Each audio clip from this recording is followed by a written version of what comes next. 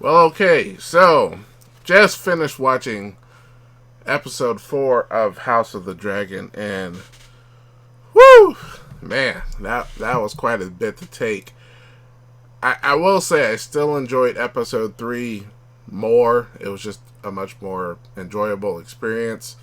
But episode 4 was by far just the most. I mean, that was pure.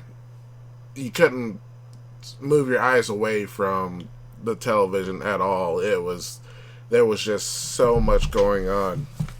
I'm gonna try and give some highlights or just kind of talk about a few things. So there will be some spoilers here. Uh, so if you don't want to hear anything, by all means, go watch the episode first and then come back. I'll try not to reveal too much, but I have to say this episode by far was it's that at that point, at that breaking point of the show where if you haven't decided whether or not to commit to the show or commit to the season, this episode just kind of just brings you in. Whereas the previous episode was the bait, this has got me hook, line, and seeker. Anyway, so before I start off, I'm watching this on my computer, and just as the intro of the show starts, I see a little button at the bottom of my screen saying, skip the intro. And I'm thinking to myself, with that iconic theme and, the way the intro works, who would want to skip the intro of the show? This is what sets up the entire atmosphere of the show. So I find that button to be completely and utterly useless. It's just my own personal opinion. So I thought it was just a random thought that popped in my head when I was watching, when I started watching the show. All right, so it's been a year since episode 3, as far as I could tell. Damon, who, after winning that war against the crab feeder or whoever his name is, he's now running, that entire area. He's been named king of, the sandstones or sea stones or whatever. He comes back to King's Landing. He gives it all back to his brother. Was it Viserys? I'm sorry, I'm horrible with names. The names pop in my head one moment, then they leave just as quickly. King forgives him, says, okay, you're back after, you slighted me 4 years ago. And everybody's celebrating, what have you. At the same time, Rhaenyra, she went out trying to find a husband of her choosing. She doesn't like any of them. In fact, we have a funny scene between one of her suitors and somebody else. I presume it was another one of her suitors, but we didn't see him earlier. All he was doing here is he was kind of insulting this very young suitor. He looked all of 14, if you will. That ended quite humorously. In fact, in fact, after that entire spiel ended, it looked like that 14-year-old was about to puke.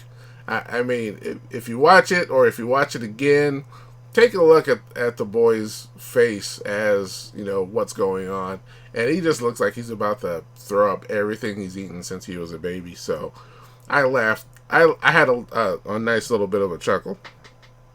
All right. So then, like I said, we see Damon, and is it just me, or did it look like he's wearing a wig? His hair is a lot shorter. He doesn't have the long braids and what have you. It's a very short cut. But every time I see him, it just looks like it's a wig. So, I don't know. Did anybody else feel the same way? Let me know. Post it in the comments. These are just random thoughts I'm thinking when I'm watching the show. Anyway, so they have a huge party. It looks like Rhaenyra and the queen, I forget her name, once again. Looks like they've kind of reconciled, since, they were best friends before she was deemed to marry her father. And, they kind of had a tumultuous relationship. But it looks like they've kind of got back together and have come to an understanding. And that's kind of how it is with relationships sometimes. Something happens and you get kind of pissed off. And then, years later, you forgive and you forget and you just come to an understanding. It happens to all of us. I mean, hell, I can't tell you how many times in my own personal life where I've gotten mad at somebody and I say, I'll never deal with that person again, only to have years later go, all right, we're okay, So it was pretty cool, but I have to bring up what happens later, and I'm gonna try and skirt it. I'm gonna try and be as little detailed as absolutely possible, but whoo, let's just say Rhaenyra and Daemon go out on the town with each other, and man, woo! I know I'm giving my best Ric Flair impression here, but woo! I can't help it. I can't help it. That's all I can think about without just saying. Let's just say things get quite interesting between them. And what's even worse is that there are a few eyes that see this as well. And, when you're dealing with the princess and, the prince or the brother of the king, word gets around. And, well, let's just say there are some consequences that happen after this. And in all honesty, I am quite surprised, in all honesty, that somebody didn't die by the end of this episode. I was honestly expecting somebody to lose their life. I didn't see how that couldn't have happened any other way. And then, to make things worse, there is another event that happens right after. And I found that strange that that's not brought up by anybody else. And I'll just put it this way. Armor takes a while to take off and to put back on. So all I can say is that if anybody was walking by the princess's quarters for any amount of time, it would have been pretty obvious that, well, let's just say I don't see how anybody could not have, raised an eyebrow to the lack of a guard. Well, anyway, like I said, I was just surprised with all the individuals involved with the events of that particular evening, how somebody did not die. Now, needless to say, there were other consequences between Daemon and the Hand and other members, and the king actually comes to a final decision as far as what he's going to do with his daughter. But this episode was by far just excellent episode once again. Just a lot of excellent acting, excellent writing, just intrigue. It reels you in. Granted, we had once again, scenes with a lot of physical and bodies and, what have you.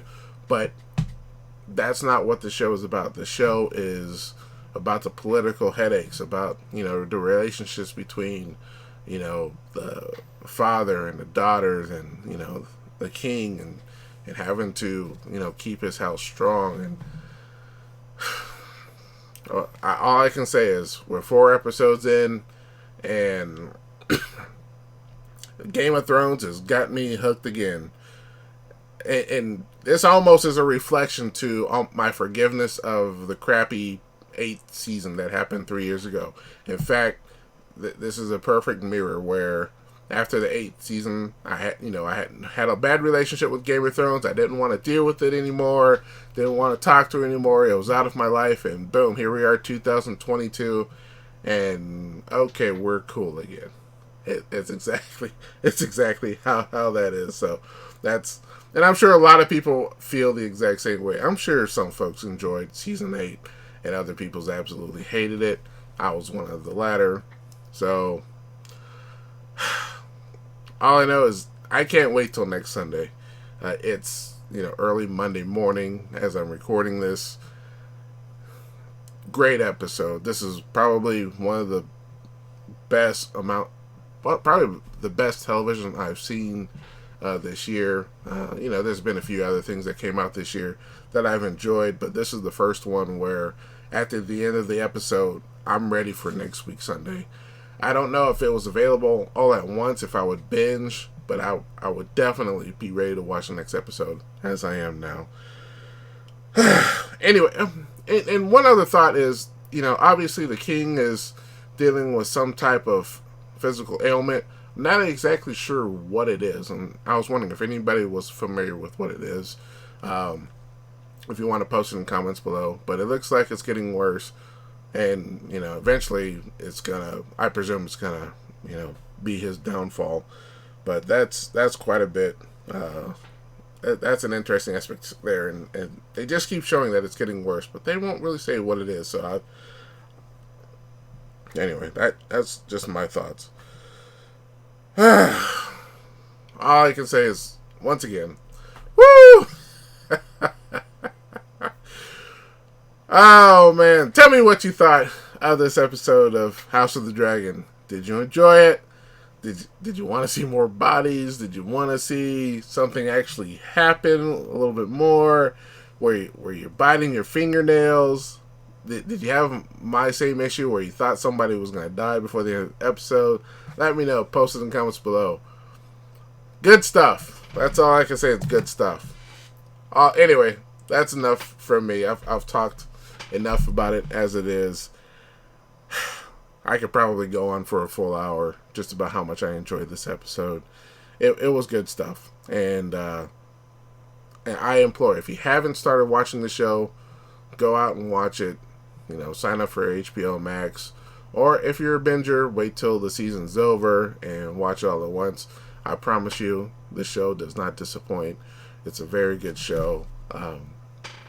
That's all I'm going to say. Anyway, that's it for me. If you like what I had to say, you can always hit that thumbs up button.